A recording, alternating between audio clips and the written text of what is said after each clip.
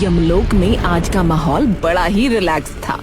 यमराज अपने सिंहासन पर आराम से टिके एक हाथ में अमृत का ग्लास लिए बैठे थे। पर इस रिलैक्स्ड माहौल में भी चित्रगुप्त और महेश की बहस जारी थी। महेश, तुमने पुनः एक बार फिर गड़बड़ करी है। तुमने आज सुबह 108 आत्माओं को नरक एक्सप्रेस में डाल दिया, जबकि उनमें से 12 स्वर्ग लोकल के लिए थी। अरे चित्रगुप्त जी, वो सब आत्माएं एक जैसी दिखती हैं। और फिर ये मेरा कार्य नहीं है, वो तो बस यूं ही कर दिया मजे के लिए। Just chill. मात्र आनंद के लिए स्वर्ग वालों को नरक भेज दोगे? आवाज नीचे। मूर्ख, तुम मुझसे ऐसे बात करोगे? बदतमीज। बदतमीज? वाह, उर्दू। महाराज, इनको देखिए, उर्दू में बोल रहे हैं यमलोक में। हाँ, तो तू भी तो अभी जस्ट चिल कर रहा था, उसका क्या? जैसे इंग्लिश बोली जा सकती है वैसे ही उर्दू भी। अधिक ज्ञान मत दो हमें। हाँ। यमराज ये सब देख सुनकर मुस्कुरा रहे थे। यही तो उनका मनोरंजन था।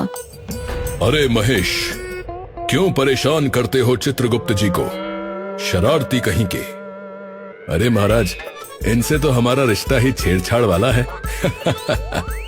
हाँ हाँ, मैं तो तेरा देवर लग रहा हूँ ना। यमराज ने हंसते हुए अमृत का एक लंबा घूंट लिया और तभी एक तेज ऊंची आवाज निकली। हे भगवान, ये कैसी विचित्र ध्वनि थी? चित्रगुप्त जी, कहीं आपने... चुप कर बदतमीज। तभी वो आवाज दोबारा आई और ये पता चला कि वो आवाज यमराज के गले से निकली थी। यमराज की आंखें फैल गईं। ये क्या है? मेरे भीतर से कोई बोल रहा है क्या? चित्रगुप्त ने यमराज की ओर एक एक्सपेरिमेंटल नजर से देखा और बोले, महाराज, लगता है आपको हिचकियां आ रही हैं। हिचकियां? मुझे? यमराज को? असंभव। लगता है महाराज आपका सॉफ्टवेयर पुराना हो गया है। आपका यमराज ओएस अपडेट नहीं हुआ है शायद। हिचकी का नया पैच आ गया होगा। आपके सिस्टम में बग आ गया सर। झट से एक अपडेट करा लीजिए। और महेश, तुम धरती वाली भाषा का प्रयोग मत करो यहाँ। Software, bug. मैं यम हूँ, मैं काल हूँ, मैं धर्मराज हूँ। तू मजाक समझ रहा है? सॉरी सॉरी कह तारू बॉबी देह में छुआ के। सॉरी सॉरी कह तारू बॉबी देह में छुआ के। अरे चुप, इसका इलाज बता। महाराज मुझे पता है। हिचकी का रामबाण इलाज मैंने धरती पर देखा था। एक गिलास पानी पियो या फिर आपको कोई चौंका दे। तो जल्दी से कुछ कर। महेश ने झट से एक गिलास उठाया, उसमें गंगा जल भरा और यमराज को दिया। पी लीजिए।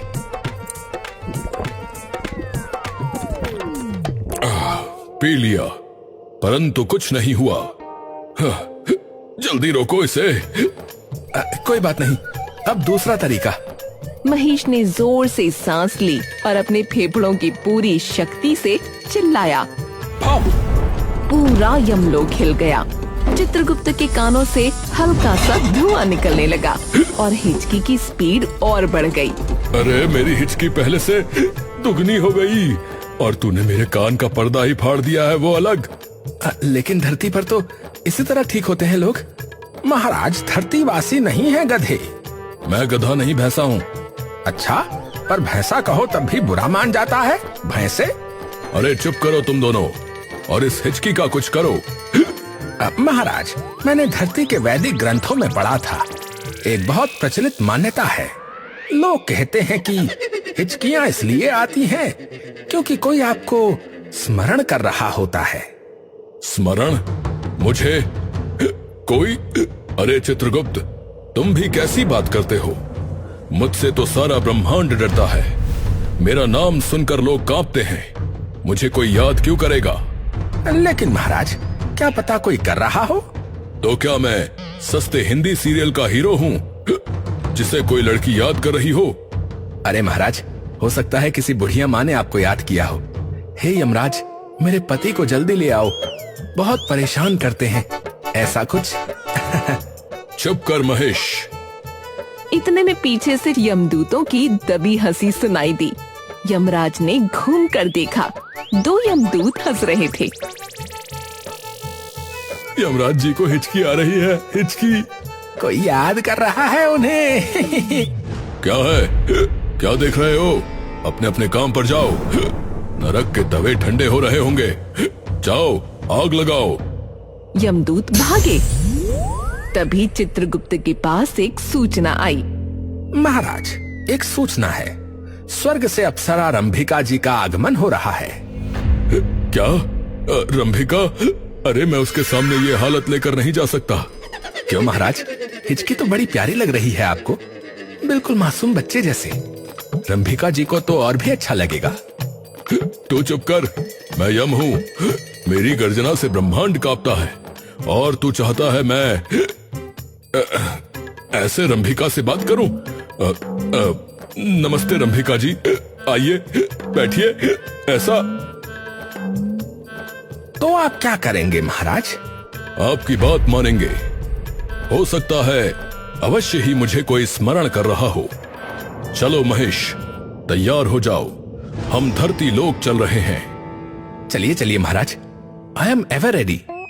चलो पता करें कि कौन हमें स्मरण कर रहा है, और उसे समझाएं कि यमराज को याद करने के साइड इफेक्ट्स होते हैं।